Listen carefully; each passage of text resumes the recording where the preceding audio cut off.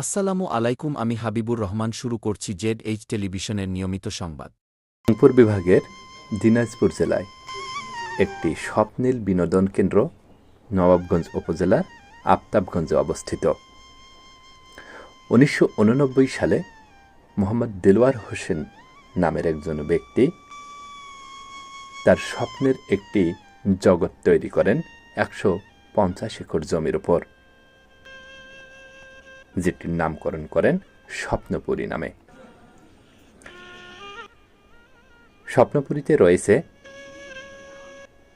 কৃত্রিম লেক, পাহাড়, উদ্যান, ফুলের বাগান, শিশু পার্ক, চিড়িয়াখানা, কৃত্রিম পশু পাখি, ফুল বাগিচা, কৃত্রিম ঝর্ণা, ইটখলা, ঘোড়ার রথ, হংসরাজ, খেলার মঞ্চ, নামাজঘর, কুঞ্জ, ভাস্কর্য, ডাক বাংলো, মাটির কুটির, বাজার এবং বাংলাদেশের মানচিত্র।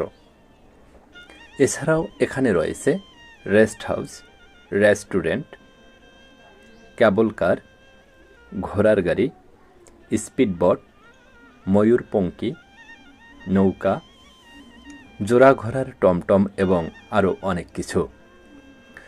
স্বপ্নপুরীতে রয়েছে বিভিন্ন ধরনের রাইডস, যেমন dragon ride, flying chair, octopus combat, super lake, বরফের জগৎ, আদিম যুগের জাদুঘর, রংধনু আর্ট গ্যালারি এবং মহামায়া ইন্দ্রজাল জাদুঘর। দর্শনার্থীদের বিশ্রামের জন্য রয়েছে সন্ধ্যাতারা, নীলপরি, নিশিপদ্ম, রজনীগন্ধা মেঠোঘর এবং ভিআইপি কুঞ্জ। দিনাজপুর শহর থেকে ৫২ কিলোমিটার এবং রংপুর জেলা থেকে প্রায় ৫২ কিলোমিটার দূরে নবাবগঞ্জ উপজেলায় আফতাবগঞ্জে এটি অবস্থিত। উত্তরাঞ্চলের ভ্রমণপিপাসু ব্যক্তিদের জন্য বিনোদনের জন্য একটি অন্যতম আবাসস্থল নবাবগঞ্জ উপজেলার আফতাবগঞ্জের স্বপ্নপুরীটি।